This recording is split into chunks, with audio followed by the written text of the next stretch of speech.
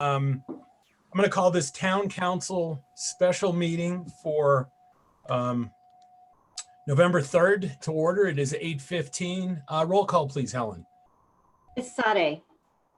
Here. Mr. Carlton. Here. Mr. Carlton, can you say it again? There you go. Mr. Bergeron. Here. Ms. Owens. Here. Mr. Kuhn. Present. Ms. Giello. Here. Mayor Mamula. Yes. Okay. Here's what we're doing today, gang. We are going to have a presentation from Breckenridge Grand Vacations on the gondola and Gold Rush lot development that they're planning. We have two questions to answer today, just the two questions about the transit center and about some potential housing that the developer would build in league with the town. Those are the questions. We will let Grand Vacation present. We will then open the floor to questions only. Questions, no comments. There are no comments this morning during this session. Otherwise, Tim Berry's going to give you a dirty look. Don't forget that everything that we do as far as this development has to go through Planning Commission. We do not want to forecast or project anything to the Planning Commission that will alter or affect the way they make their decisions. So we will have questions, and you could probably wide range those questions a little bit about the entire project, as long as you are not leading questions that look like, you know, old Dave Pringle style, ask a question that's actually a comment. We will then go into an executive session where we have multiple things to take care of, including some discussion about a negotiation with the developer that we are having the presentation on this morning. We will then come out of executive session and finish the meeting. Tim, does that sound legit? No, that's right. Spot on. All right. So at this point, we're going to open the floor to Mark Truckee to introduce Eric, development. Yeah. Excuse me. I thought somebody had a question. Oh, yeah, Dennis. Dennis, what was your question before we get started? Yeah, for Tim. Tim, how long does council have to discuss this with planning in the community before the project becomes an active application? Well, once the application is filed with the planning department, that's the bright line. At that point, the matter is before the planning commission. The council cannot weigh in. All right, very good. Thank you. All right. Okay, Mark. Thanks, Eric. Can you hear me? Yes. Good morning, council members. With us today is Mike Dudick and Graham Frank representing Breckenridge Grand Vacations. And the purpose of this discussion today, as you've seen from my memo, and if you've looked at the presentation, is really focused on two items. Those being the location of the transit center, and if the council is amenable to seeing that moved over to a location near Park Avenue, which was kind of the preferred option that the council at least was leaning towards when we had a work session several months ago with BGV. And so that would involve a change to the land lease that currently places the transit center further to the east of Watson Avenue. And then the second issue that has been brought up and BGV is looking for some direction on before they submit an application is whether the town is interested in having some workforce housing units developed as part of this project. And in particular, that's on the, Mike and Graham will talk more about this in a minute, but that's on the Gold Rush lot. And that's where BGV is looking to develop the workforce housing they need to meet the requirements in the code. Now the code requires that 35% of the employees generated by a development must be housed, that they must provide housing for them. But of that amount, only 25% has to be housed on site. And so that's up to the developer how much they want to do in terms of meeting that requirement. But anyway, there'll be some on-site requirement, and they'll be doing that. They're proposing on the North Gold Rush lot there. And so the question is the applicants or BGV has indicated that they would be willing to also consider workforce housing for the town, for the whole community. It shall be deed restricted. And whether or not the town council is interested in pursuing that, they can get a little more into the specifics if you have questions about this, but my understanding is BGV would build it at 100% AMI in terms of what it's affordable for a rental rate. If the town wanted to bring those AMI rates down below 100%, then there would be some contribution from the town to make up the cost, because it's obviously, there's more cost involved in making those units cheaper. That's a real brief overview. Be glad to answer any questions, or we could hand it over to Mike and Graham for the presentation. Any quick questions for Mark about process or anything at this point? Okay. Mike and Graham.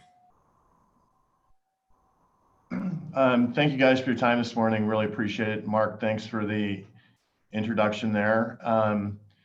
In deference to Jeffrey's struggles with Dropbox, I have amended this presentation from like 60 slides, which came out in the packet on Thursday, down to just about 10 or so to kind of give it a high level. And I think that both Rick and Tim appreciate the idea of not getting into the project specifics, but more the questions at hand, which are, does the town want to relocate the transit center? And is the town willing to place density on this site for workforce housing? So with that, I'll share my screen and get into this presentation. Here.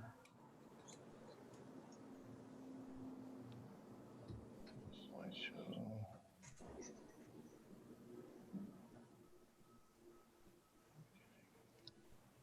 You guys see that now?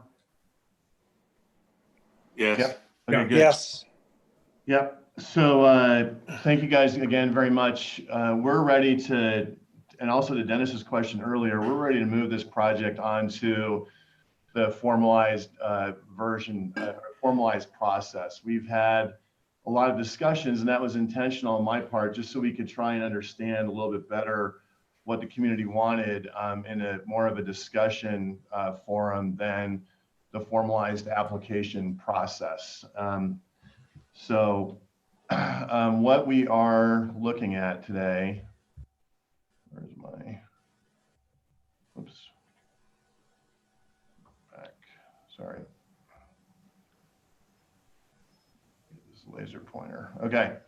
So we've reached agreement with Vail Resorts to purchase these 3 lots, which include the North Gondola lot here, and there's the gondola, your current transit horseshoe and the transit building, the South Gondola lot, and then the North Gondola lot.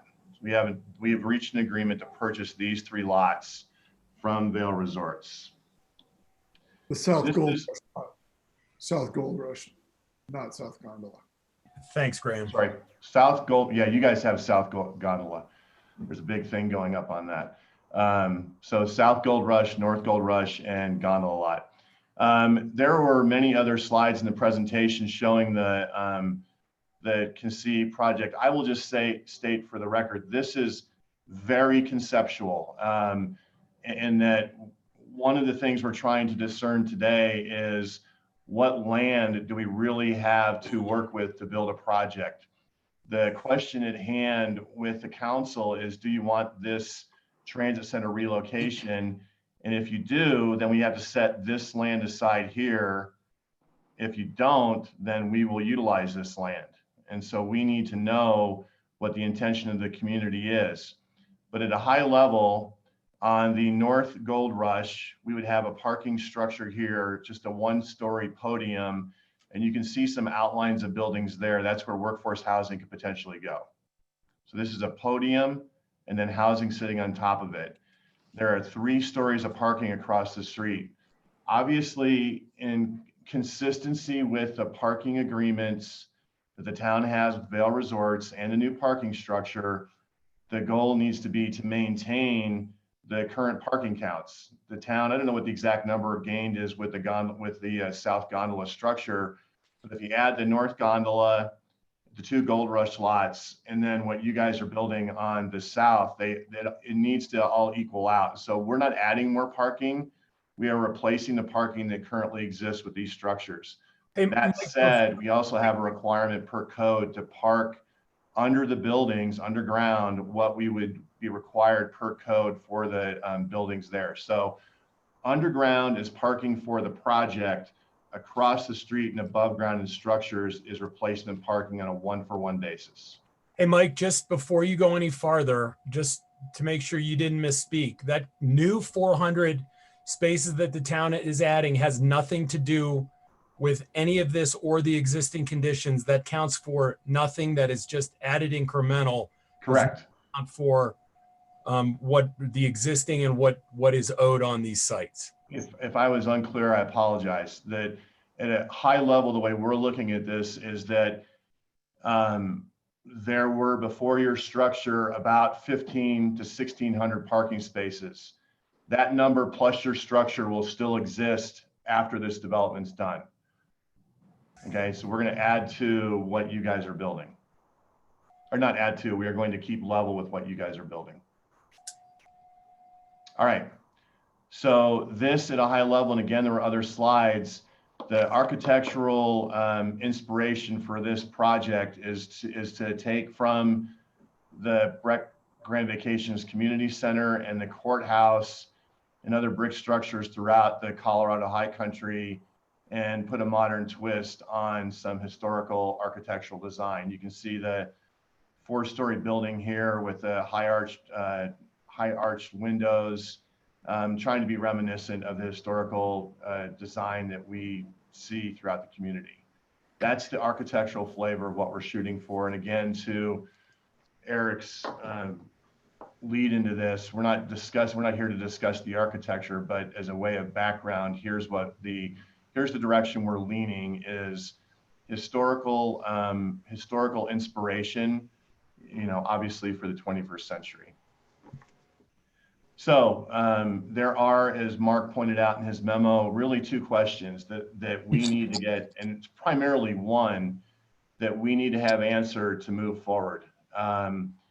You do have a ground lease today with Vail Resorts, and so the question is, do you want to change that ground lease? And I need to know that so I can know what parcel of land I'm working with. I am more than willing to do a new ground lease with the community. And I would just say, as a way of background, this came to us when we put this parcel and we tied this parcel up. I didn't wake up one morning and say, oh, well, let's go redo the bus station. That's not the way this went down. It was the community, the staff, other town council people saying to me that the long-term vision for this parcel was to have a reconfigured transit center. And so to date, BGV has spent its own money to explore the options for the transit center. Back in July, you saw 3 different versions of how we could accommodate or redesign the transit center. And with CDOT and staff's input, this is what we've settled on. So here is the roundabout at Watson and Park Avenue. You might recall, for those of you who were there, that one of the iterations of this had a bus coming right off the roundabout into this configuration, and CDOT was adamantly opposed to this. And so what you have is a roundabout for buses with a right-hand turn and then a left-hand turn into this double stack of bus lanes.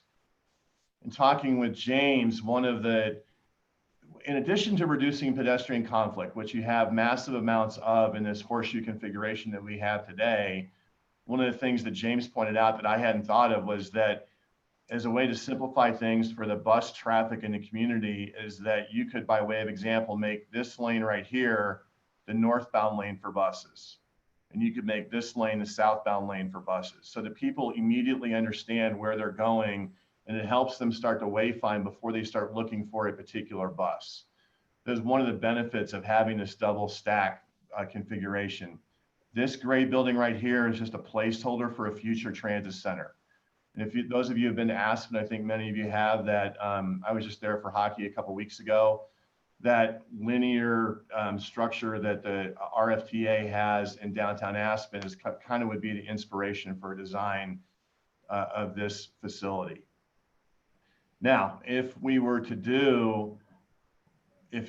agree to redo the ground lease, one of the things that has to happen is that you need to create the left-hand turn capacity for the buses. And so that in and of itself would necessitate a roundabout, which would be funded by the development, so that buses could exit the transit center, get to the roundabout at French and Park, swing a U-turn if you're heading south, or go straight if you're heading north. So that is a necessity of having this as the roundabout at French and Park. Before we even get to, is the roundabout necessary with the parking structure over here? I don't know. CDOT's not told us that. I do know that today, we're not increasing the number of cars parked in 1, 2, 3 lots. We're going to replace them with 2 structures here versus 3 areas. So I don't know if CDOT would require this. I do know that this is a requirement of having the bus lanes here to get a left-hand turn for these buses. Okay. This is, again, a very highly conceptual version of our project with a parking structure here, 1 level podium here, and some buildings on top for workforce housing. BGV will, like to Mark's point, we have a requirement to provide a certain amount of housing. We will do that on site on top of this podium. We'll get to the housing in just a minute, but if the community wants more housing, it would be in addition to what BGV would build on top of this podium. We would also, and you can see some dashed lines here and here. I think this is critical because one of the things that we've heard and we're aware of is we need to eliminate pedestrian vehicular conflict on Park Avenue. And so we would egress people from the parking structure across Park Avenue on a bridge. The key thing to understand here is that there's not an elevation gain for the pedestrians. So you drive in, you gain your elevation when you're parking your car. So when you exit your vehicle, you're not having to climb stairs to go up over a bridge and then down. So it's a straight shot across the elevation that you gain in your vehicle and then down the stairs into the gondola plaza. So that said, with our conceptual design, you can see the 2 lanes of bus traffic here and one of our buildings here. And this building mirrors the edge of this transit center here and here. So the question we're trying to figure out and where we need direction to further our application is, does the town want this right here? This is the piece of land that matters to this. Because if the town doesn't want this, then our buildings could look like that. So if you don't want to renegotiate or don't want a new ground lease, and again, I don't care. This is entirely up to the town. I only care to the extent that I want to move our project along and figure out what land we're working with. Mike, can you so go back once? I'm sorry? Can you just go back one so we can see the difference again? Yep. With, without. So Without. this is, with is current, without is new.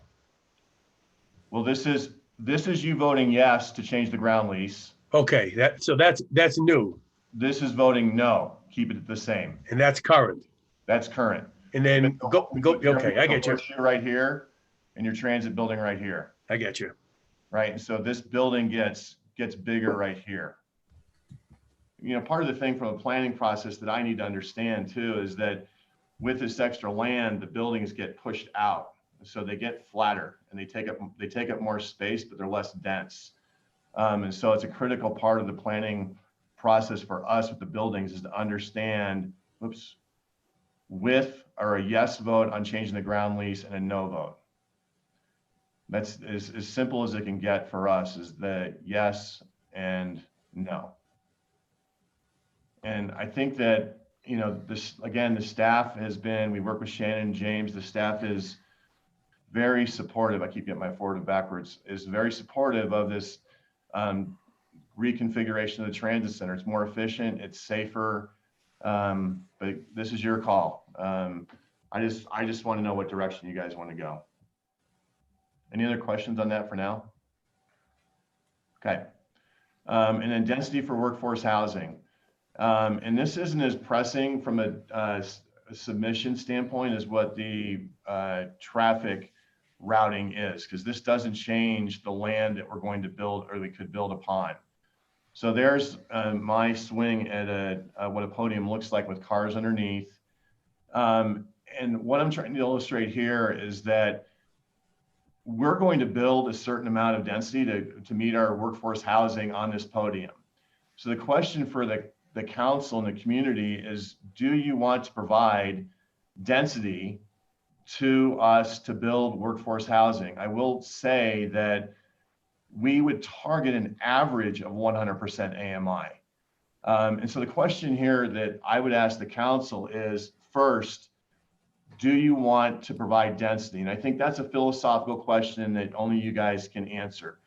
Yes, you want to provide density, but you'll certainly have conditions that go with that.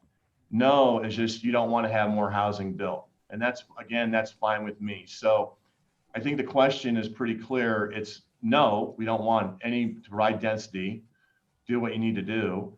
Or yes, we do, but with conditions. And the conditions are really going to be defined by this council to say to us as the developer, yes, we'll provide some density to this project for workforce housing. And these would be for example, these could be the conditions. One could be the aesthetic value of the project. These would be vetted with planning commission too. So aesthetic value could talk about, do you want it to be 2, 3, or 4 stories? Do you want to max out the number of people that we could house on this site? That could be one condition. Another condition could be AMI targets. And is the community comfortable with dormitory style housing yielding lower AMI targets, as the low end of the spectrum, allowing us to make up the rents on the other end by having housing that's greater than 100%. So this has to work in the context of an average rent yield of 100% in order for the project to make sense from an investment standpoint. But that's not to say they're all 100%. I think that there's opportunities to get significantly less than 100% housing on this site. But again, that would be a clarifying condition that the town council would put on allowance of density. Another clarifying condition would be the safe ingress and egress of residents from this facility across the street, so that we don't have people, just willy-nilly going across Park Avenue.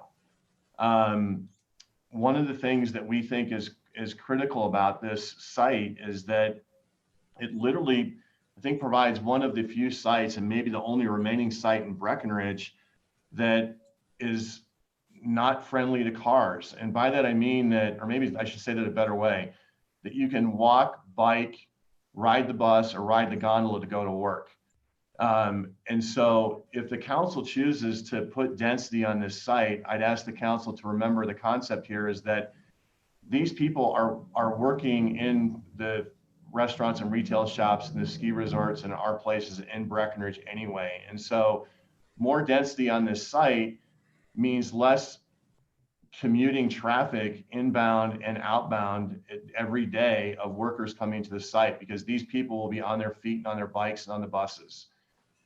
We can also, as a condition of yes, just like we did with the paid parking on Main Street, is that we can devise a system whereby we encourage ingress and egress at different times of the day. So we could say, for example, that you only get, as a renter, you only get in and out 50 times a month with your car. And if you go over that, then you get charged a fee for each time you use your car to leave the property. Or we could charge a fee if you left at certain times of the day. I know the town is employing, or I think the town's going to employ, this identical strategy in the South Gondola lot to encourage people to leave later to ease the egress burden on the infrastructure of the roads. So there's probably other conditions that you guys would think of with respect to, would you want to provide density? to this site. So, and again, this one is fundamentally is not, it doesn't change our project. We're going to put on top of this podium housing that we are required to do to meet code. We are willing to build at no cost to taxpayers workforce housing that has an average blended rent of 100%, but it can go up and down the scale. And I know that, I don't know the details of the different housing things that are going on, but I know that there's been financial contribution, land contribution, PIF contribution that this community has made in the form of taxpayer dollars to these projects. And I'm sitting before you today saying, I don't want any of that. All I want is the density, and I'll go build it. And we will, you know, you could say public-private partnership in the context of the town providing the density, but that's where it would end. Or, you know, it wouldn't end there, but in terms of what you would need to provide, you would provide direction, but there's no other contribution that has any tangible asset value to this project to yield workforce housing for the community. And so I think that there's a tremendous value. I don't know if the 1,000 or 1,100 units in their study is the right number. I don't know. But I do know we're short people, and I do know that we don't want more cars. And I do know that this site checks all those boxes and checks the box of no taxpayer dollars. So you guys saw that's 60 slides turned into 10 and out of respect for your time. And the two questions before you are, do you want to design a new transit center?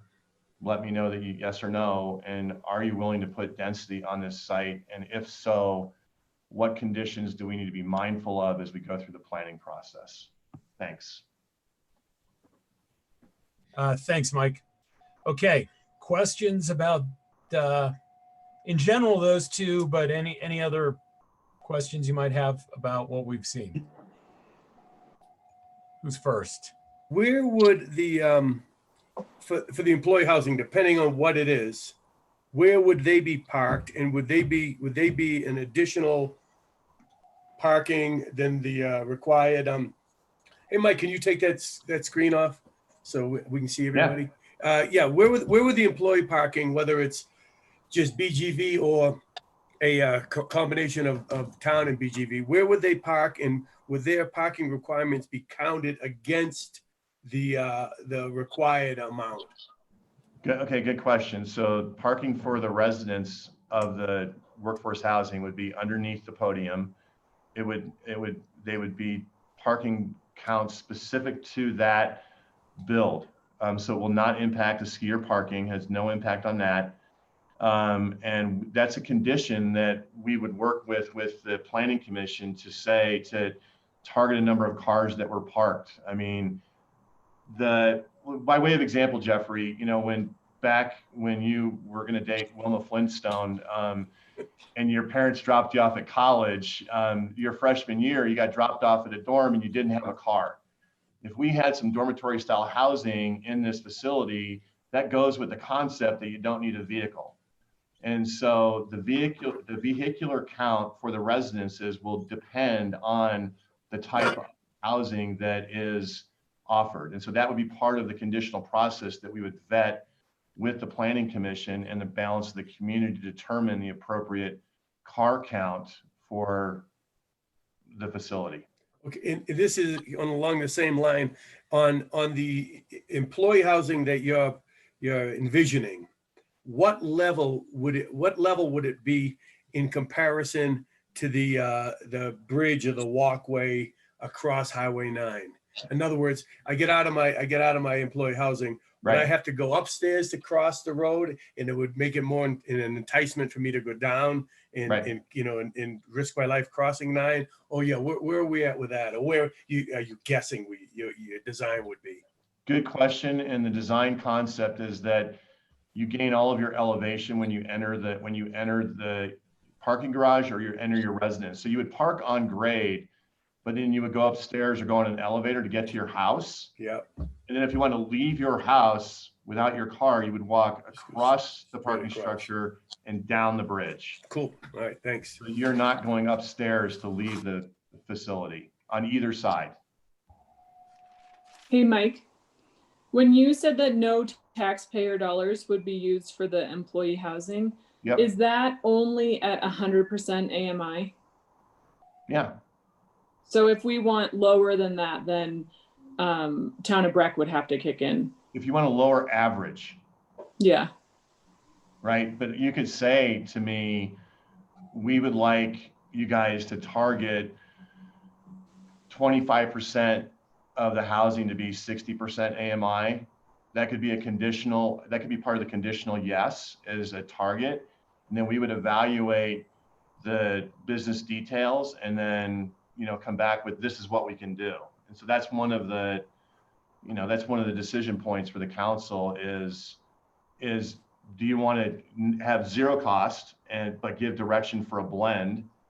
Or do you want to have some cost and move the average down, which doesn't preclude there still being a blend of housing, right? You could make a taxpayer contribution, say the average target was 80, but we still want you to have, you know, 40% available as well. So that can be part of the business decision points that we work through. So that's where I say it's either a no or a conditional yes. Then we work through that as part of the process. And do you guys know what 100% AMI is? Last week we were talking 95 and that was like what, 1,600 for a studio? I don't know, Kelly. You know, Kelly, I've got it right here. For a 1-bedroom, it's 1,800 a month.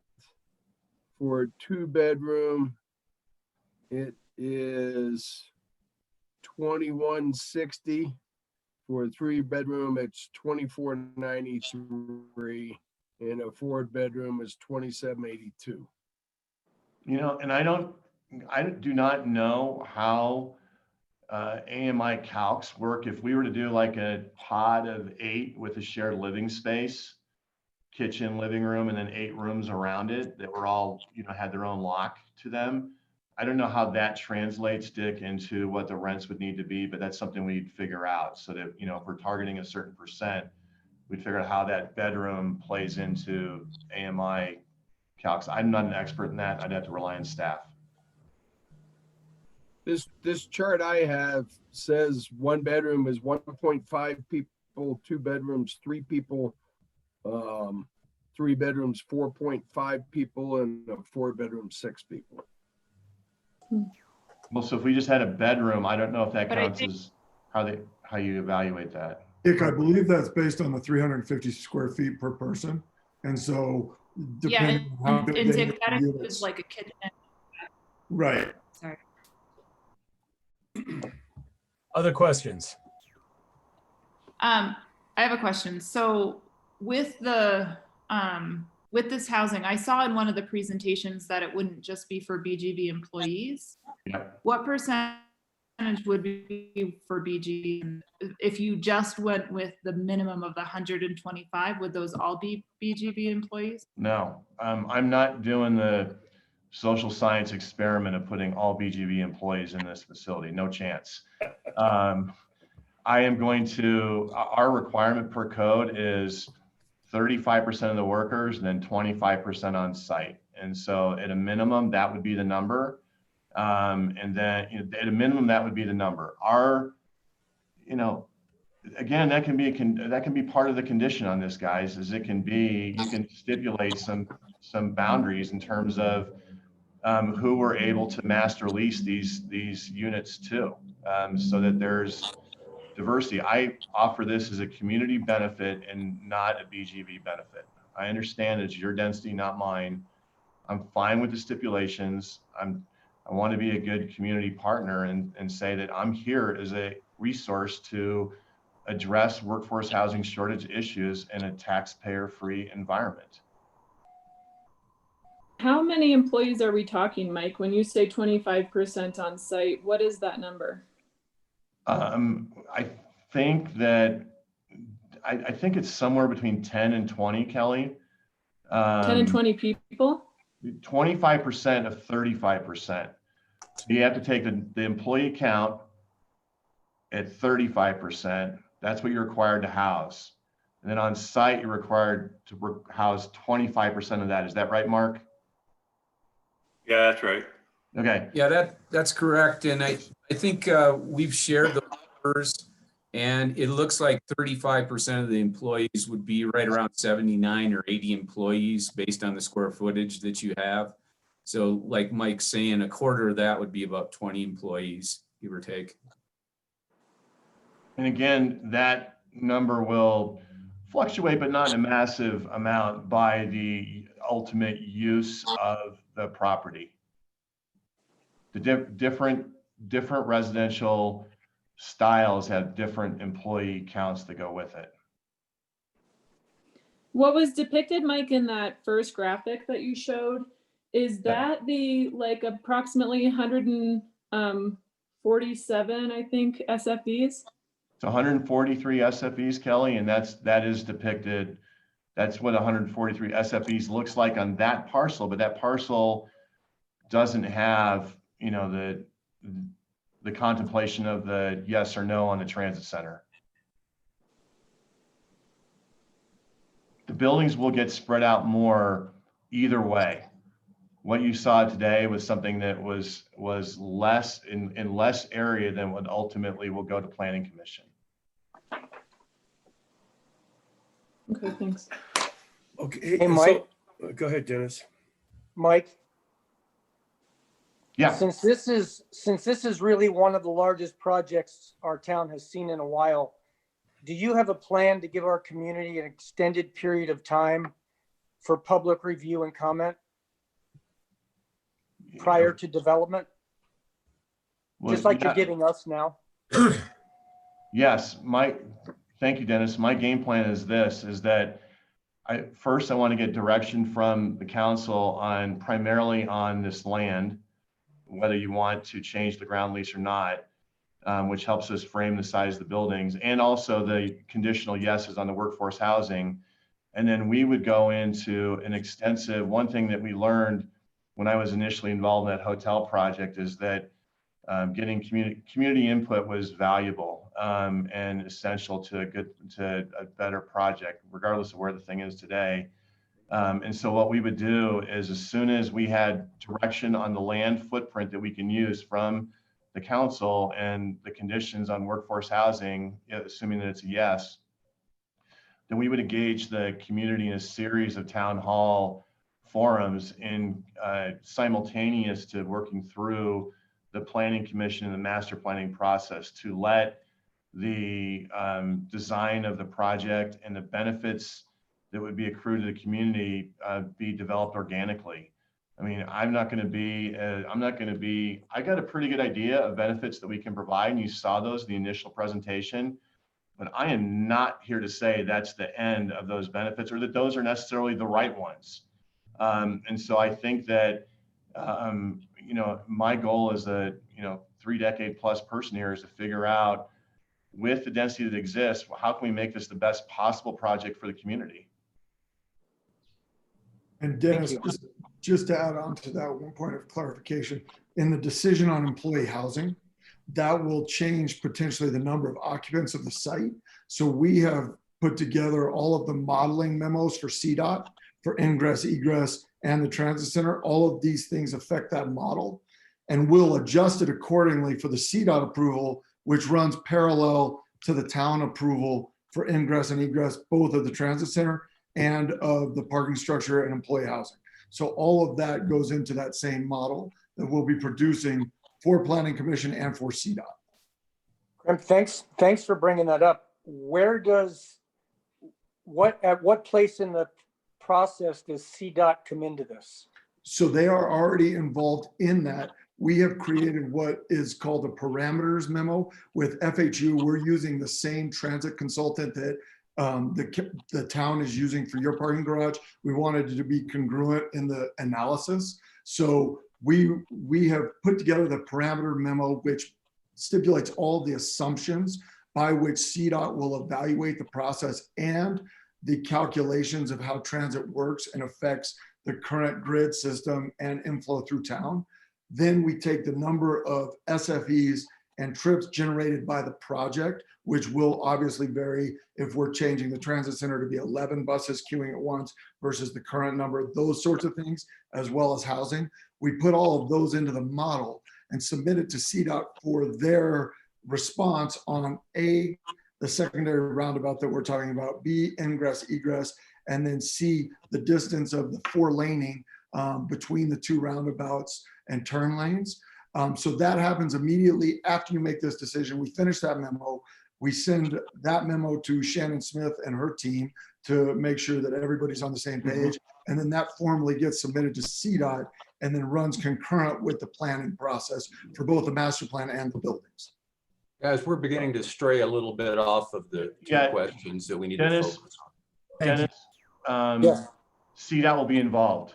And so when you establish these parameters, nothing's going to happen to Park Avenue without CDOT rigorously examining the housing, the underground parking for the resort, the parking across the street. CDOT will be involved as an integral part of the process. Appreciate it. Thank you. Hey, go ahead, Kelly. Well, I just was wondering on that transit front, is there a timeline that, because I'm anticipating that the town of Breck is paying for that realignment and the new transit center, correct? Right. That's a great question. And that's something that would be part of the business agreement that we would reach with the town in terms of what would be the trigger point for the town to spend the money. I understand the capital crunch that you all are facing and dealing with today. And so there would become a negotiated point in time. Assuming this process goes forward, it doesn't mean it's in dried cement that this is going to happen. We need to make sure that the timing for the capital spend works for the trigger point, works for the town, right? So that if we said, by way of example, we would need the transit center realigned by the time we started building X, then we would say we wouldn't build that until we reached an agreement with the town. We will build that no sooner than this date on the calendar, right? So that you guys could say, okay, we've got 4 years to fund the transit center redesign. Actually, Michael, that was going to be that was one of my questions. Just ballpark, and maybe Mark Truckee could weigh in on this. Ballpark, Mark, like when possibly would we, or Mike as well, when would we have to pony up if we decided to relocate? When would we might have to pony up to build that transit center? Is it like a year? Is it 4 years, or somewhere in the middle? So I would say that it would be at least 4, Jeffrey, in that range. We're going to do 1 year planning, and then I have to, before I can go vertical on the gondola lot, I have to replace the parking. So you guys know the time schedule with building a parking structure, so call that 2. Yeah. Right. So we're right in that 3 to 4 year window would be the earliest possible where we would touch that land. I have to replace the parking before I interfere with the existing parking on the north gondola lot. Okay, and my next question is, I think there's like 143 FSCs on this lot. In your project total, is that the number, or are you upzoning or looking to buy TDRs, or is it just going to stop at 143? And No. Does that include employee housing? That's the total. There's no increase ask. Okay. The 143 accounts for the requirement of the workforce housing per code by us on site. I will just this site started out 20 plus years ago with 442 SFEs on it. And then it was reduced with the Peak 7 and Peak 8 master plan. Density was moved up there. Mm-hmm. Part of that deal was that 111 SFEs were sunset. So it's already been downzoned once. And I assume, Eric, you probably know this better than I do, but I assume the 111 into 440 something was a 25% reduction in density. It's too convenient of a number for it to be anything else. I didn't know that for sure. So it's been downzoned 25%. Density was moved up to Peak 7 and 8. There was 201 left on the site. And then with that hotel project, 58 got moved up to Peak 7 and Peak 8. So in the original Peak 7 and Peak 8 master plan, it started out at 442 and it's down to 143. So Mike, it sounds like for employee housing that you probably are accounting for about 6 SFEs of employee housing. So what you're asking for from us is if we want to partner with you in this employee housing, that we would not only provide our single family equivalent density, but also your SFEs, correct? No, I did not say that. I said that we would provide that out of the 143. Okay. I sure Great. like it if you give me the density. Really? But if we give you the I density, just don't think that's then you- likely, so. And if we gave you the density, then you would essentially be able to turn around and turn it into additional commercial, right? Well, I mean, we would, if you gave us the density, then we would use it for market rate residential. I mean, that's. But you're not planning on that right now. No. Okay. And Michael, so the employee housing, your employee housing, obviously, that's managed by you, whatever. But if we were going to do if we were going to, partner up, the additional employee housing would be managed by you guys as well? It could be. I mean, that would be part of the deal. Okay. And Kelly, I would also I've got to hope, I'm not trying to get too far in the weeds and make this more difficult, but a way to buy down AMI would be to give us the density that we would be required for the housing, right? So if you gave us the 7 SFEs, then I'm going to put some economic value on that. And that's a way that you could buy it down without writing a check. So I'm a little confused though, because in your graphic that you showed us, I think there were like 3 or 4 employee housing buildings. And if you're only housing 20 employees, I guess I'm just trying to figure out why this project looks the way it does at only 143 SFEs. Okay, well, if you said no to housing, there would be 1 building on that podium across the street. Okay. And that would meet our housing requirement. If you said yes, conditionally, there would be multiple buildings on that podium, and that would be vetted through planning with your conditions. Okay, thanks for that. And Mike, when you say podium, is that describing the parking structure with housing above it? What do you mean when you Yes. say? Okay. You guys have talked about a wrap for the South Gondola parking structure, putting buildings on the outside to hide the structure. And you've seen buildings in downtown urban areas where parking is the first 6 levels and then there's a skyscraper on top of it. We're not building skyscraper, obviously, but that's the concept, is parking below and residential above, or office above, but we're just residential. Yeah, just for everybody's clarification, the podium is that polygon that sits underneath everything to the north of the road into the woods, correct? Yes. Okay. Correct. Everybody understand that? Carol, one other, An important part of this. right, one other thing that podium does, Carol, is it allows us to transfer those employees above the road by staying on the bridge to the South Gold Rush lot and then crossing Highway 9 on the second bridge. So it allows those employees to stay above traffic, moving from one structure to the other, and then eventually to the gondola lots. Okay, other questions?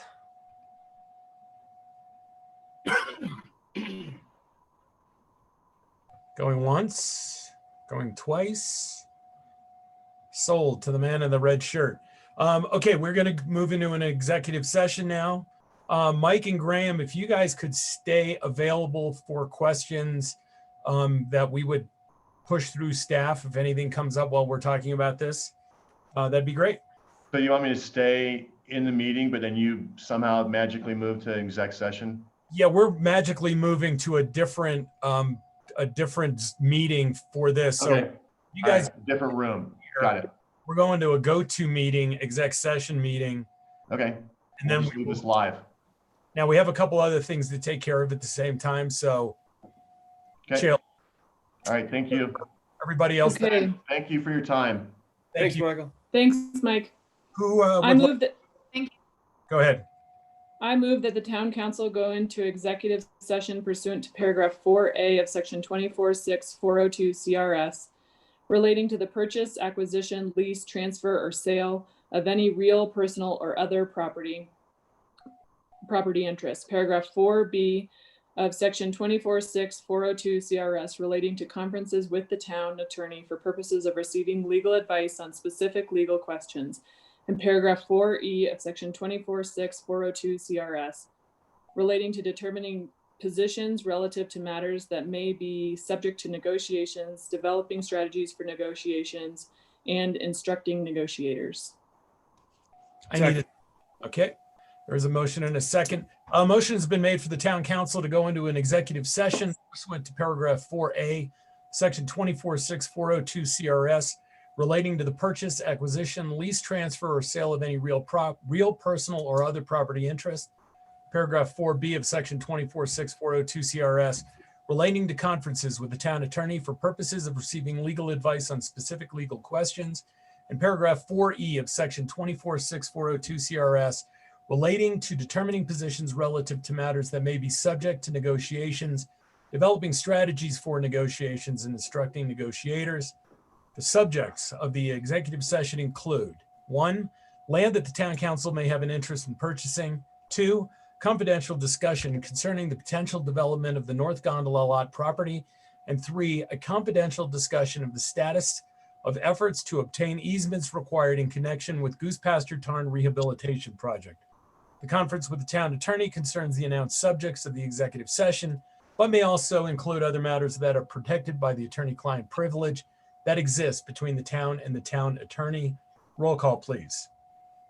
Mr. Carlton. Yes. Mr. Bergeron. Yes. Mr. Kuhn. Yes. Ms. Giello. Yes. Ms. Owens. Yes. Ms. Sade. Yes. Mayor Mamula. Yes. I almost said Mr. Dennis. Mr. He's super formal that way. Yeah, Yeah, I know. Hey, do we have, Shannon, you send a link, correct? Yeah. So are we leaving Zoom and we're going on to go to, Yeah. right? Yeah. November 3rd at 10:28 a.m. And Graham, thanks for your patience. For the public and for the developers' benefit, we have come to the decision as a council that we are not going to take either those deals right now. The transit piece, the council does not feel like it wants to obligate itself to any kind of financial commitment to changing the outlay in the next 4 to 5 years. And for the housing, the council did not feel that 100% AMI development was something we wanted to be interested in on that site. With that, the council suggests that the developer go ahead and file with the planning commission and proceed from there. So we do want to thank both of you for your time today, for everything that you guys have done. We totally appreciate the comments and the offer, and we had some good discussion around this, and we look forward to seeing it when it comes back to us from planning. So thanks, Mike and Graham. Okay. Did you have anything to add with what you had from Vargo this morning? No. Okay. All right. Is there any other business anyone wants to talk about today? Any other matters? Excellent. Then we. Jeffrey's trying to say something. Yeah, Jeffrey. Do we have another meeting next Tuesday? We do. We have our regular meeting next Tuesday. It's like your 6th week in a row or something. We lost count. Okay. We're totally underpaid. I'm glad to do it. Good. So we should, if we hear anything on any changes to restrictions, it should come out tomorrow. They definitely don't want to do anything around the election day today. So we expect probably tomorrow we may hear something. It probably could be that we're moving to level 3, which won't be a huge change from the current restrictions that we have, but there will be some changes certainly to smaller restaurants. Would it have any change? Would it have any change to, like, say, chiropractors or spas, spas that do beauty and stuff, massage and stuff. I don't believe Shannon does it on personal services. I got the sheet. Personal services would go to 25% or 25, whichever is less. Which I'm guessing for most places is not super restrictive for them. So right now, are they at 50%? Yes. Yep. Yeah. And rec centers are going to be operating under kind of a different,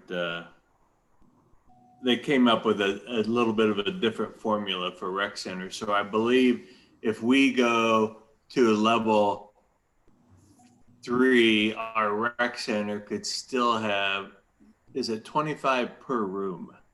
So Yeah, as long as 25 per room. So we have multiple rooms in there, so we probably wouldn't be operating a whole lot differently than we are right now. All right. Other questions? All right. If you know anybody that didn't vote, get them out there to vote today. For those of you who are on the call with us this morning, thanks for being here. Thanks for giving us the time to talk to each other in exec session. And if you people haven't voted, get out there and vote today. This is an important day for all of us. So yeah, here's your message for the day. Have a great day, everybody. All right. Peace out. Thank you all. Thanks. Thank you.